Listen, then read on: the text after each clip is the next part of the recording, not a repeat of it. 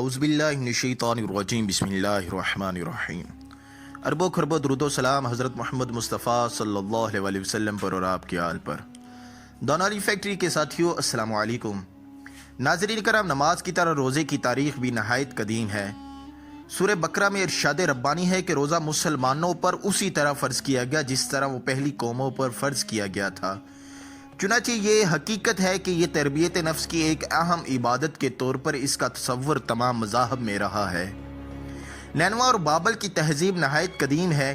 ایک زمانے میں یہاں اشورا قوم آباد تھی۔ سیدنا یونس علیہ السلام اسی قوم کی طرف مبعوث ہوئے تھے۔ ان لوگوں نے پہلے انہیں جھٹلایا لیکن بعد میں ایمان لے آئے۔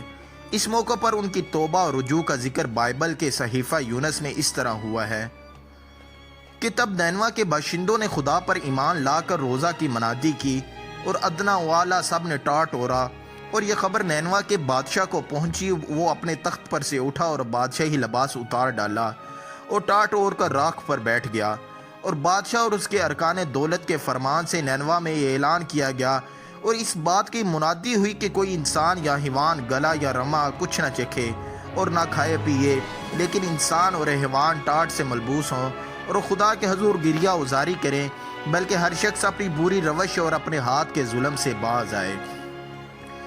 زمانہ جہلیت میں بھی عرب روزہ کوئی اجنبی چیز نہ تھی۔ ان کی زبان میں لفظ صوم کا وجود خود اس بات کو ثابت کرنے کے لیے کافی ہے کہ وہ اس عبادت سے پوری طرح واقف تھے۔ المفصل فی تاریخ العرب قبل الاسلام میں جواد علی لکھتے ہیں، روایتوں میں ہے کہ قریش یوم عاشور کا روزہ رکھتے تھے۔ اس روز جمع ہوتے، عید مناتے اور بیت اللہ کو غلاف پہناتے تھے۔ اس کی توجیہ مورخین یہ بیان کرتے ہیں کہ قریش جاہلیت میں کوئی ایسا گناہ کر بیٹھتے تھے جس کا بوجھ انہیں بہت شدت کے ساتھ محسوس کیا، چنانچہ اس کا کفارہ ادا کرنا چاہا تو یوم عاشور کا روزہ اپنے لیے مقرر کر لیا۔ وہ اس دن یہ روزہ اللہ تعالیٰ کا شکر ادا کرنے کے لیے رکھتے تھے کہ اس نے انہیں اس گناہ کے برے نتائج سے محفوظ رکھا۔ روایتوں میں ہے کہ رسول اللہ صلی اللہ علیہ وسلم بھی نبوت سے پہلے یہ روزہ رکھتے تھے۔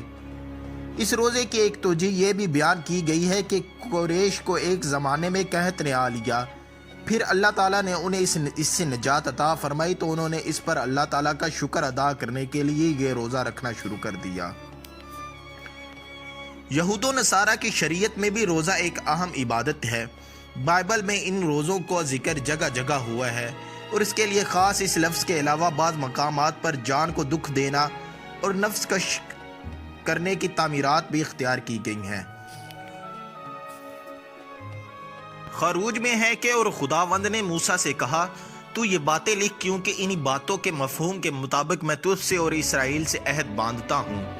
سو وہ 40 دن اور 40 رات وہی خداوند کے پاس رہا اور نہ روٹی کھائی اور نہ پانی پیا، اور اس نے ان لوہوں پر اس عہد کی باتوں کو یعنی 10 احکامات کو لکھا۔ اخبار میں ہے، اور یہ تمہارے لیے ایک دائمی قانون ہو کہ 7ویں مہینے کی 10ویں تاریخ کو تم اپنی اور اپنی جان کو دکھ دینا، اور اس دن کوئی خواہ وہ دیسی ہو یا پردیسی جو تمہارے بیچ بود و باش رکھتا ہو کسی طرح کا کام نہ کرے، کیونکہ اس روز تمہارے واسطے تم کو پاک کرنے کے لیے کفارہ دیا جائے گا۔ سو تم اپنے سب گناہوں سے خداوند کے حضور پاک ٹھہرو گے، اور یہ تمہارے لیے خاص آرام کا ثابت ہوگا۔ تم اس دن اپنی جان اور اپنے مال کو دکھ دینا۔ معزز خواتین و حضرات، قضاء میں ہے تب سب بنی اسرائیل اور سب لوگ اٹھے اور بیت ایل میں آئے اور وہاں خداوند کے حضور بیٹھے روتے رہے، اور اس دن شام تک روزہ رکھا اور 100 ختنی قربانیاں اور سلامتی کی قربانیاں خداوند کے آگے گزاریں۔ سمیعول 2 میں ہے، اور وہ ساؤل اور اس کے بیٹے یونتھن اور خداوند کے لوگوں اور اسرائیل کے گھرانے کے لیے نوحہ کرنے لگے اور رونے لگے اور شام تک روزہ رکھا، اس لیے کہ وہ تلوار سے مارے گئے تھے۔ اسی لیے داؤد نے اس لڑکے کی خاطر خداوند سے منت کی، اور داؤد نے روزہ رکھا اور اندر جا کر ساری رات زمین پر پڑا رہا۔ نہمیہ میں ہے، پھر اسی مہینے کی 24ویں تاریخ کو بنی اسرائیل روزہ رکھ کر اور ٹاٹ اوڑھ کر اور مٹی اپنے سر پر ڈال کر اکٹھے ہوئے، اور اسرائیل کی نسل کے لوگ سب پردیسیوں سے الگ ہو گئے اور کھڑے ہو کر اپنے گناہوں اور اپنے باپ دادا کی خطاؤں کا اقرار کیا۔ زبور میں ہے، لیکن میں نے تو ان کی بیماری میں جب وہ بیمار تھے ٹاٹ اوڑھا اور روزہ رکھ کر اپنی جان کو دکھ دیا، اور میری دعا میرے ہی سینے میں واپس آئی۔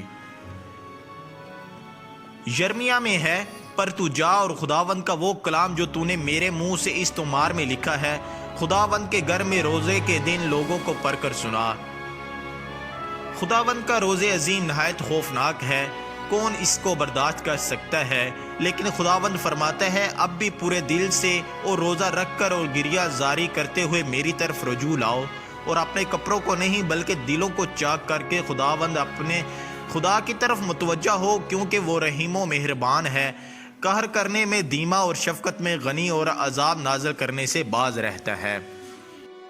زکریا میں ہے، پھر رب کا کلام جو مجھ پر نازل ہوا، میرا رب یوں فرماتا ہے کہ چوتھے اور پانچویں اور ساتویں اور 10ویں مہینے کا روزہ بنی یہودا کے لیے خوشی اور شادمانی کی عید ہوگا۔ متا میں ہے، اور جب تم روزہ رکھو ریاکاری کی طرح اپنی صورت اداس نہ بناؤ، کیونکہ وہ اپنا منہ بگارتے ہیں تاکہ لوگ ان کو روزہ دار جانیں۔ میں تم سے سچ کہتا ہوں کہ وہ اپنا اجر پا چکے، بلکہ جب تم روزہ رکھے اور اپنے سر میں تیل ڈالے اور منہ دو تاکہ آدمی نہیں بلکہ تیرا باپ جو پوشیدگی میں ہے تجھے روزہ دار جانے، اس صورت میں تیرا باپ جو پوشیدگی میں ہے دیکھتا ہے تجھے بدلہ دے گا۔ اعمال میں ہے، جب خداوند کی عبادت کر رہے تھے اور روزے رکھ رہے تھے، روح القدس نے کہا، میرے لیے برنباس اور ساؤل کو اس کام کے واسطے مخصوص کر دو جس کے واسطے میں نے ان کو بلایا ہے۔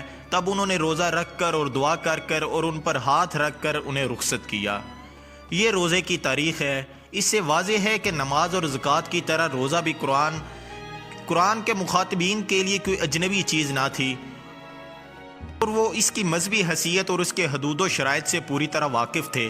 چنانچہ قرآن نے جب اس کا حکم دیا تو ان حدود و شرائط میں سے کوئی بھی چیز بیان نہیں کی، بلکہ ہدایت فرمائی کہ خدا ایک قدیم حکم اور انبیاء علیہ السلام کی ایک قدیم سنت کے طور پر وہ جس طرح اسے جانتے ہیں اسی طرح ایک لازمی عبادت کے طور پر اس کا اہتمام کریں۔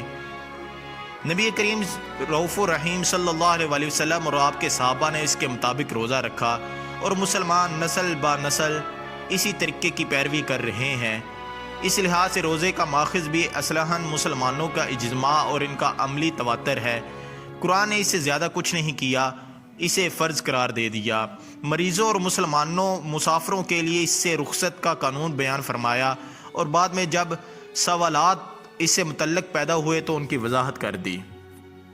ناظرین کرام، اسی کے ساتھ ہماری آج کی ویڈیو کا اختتام ہوتا ہے۔ ویڈیو پسند آنے کی صورت میں لائک اور شیئر ضرور کیجیے۔ انشاءاللہ نئی علمی اور دلچسپ ویڈیو کے ساتھ دوبارہ حاضر ہوں گے۔ تب تک اپنا اور اپنے پیاروں کا ڈھیروں خیال رکھیں۔ اللہ ہم سب کا حامی و ناصر ہو۔ اللہ حافظ۔